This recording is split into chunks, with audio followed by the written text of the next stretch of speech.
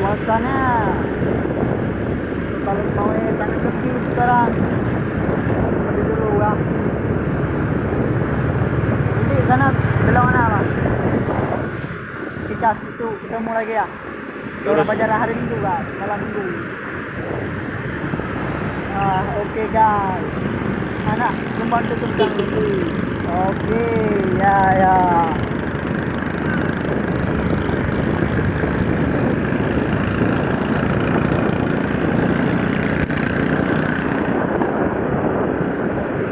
Dah masuk tentangnya mau tidur.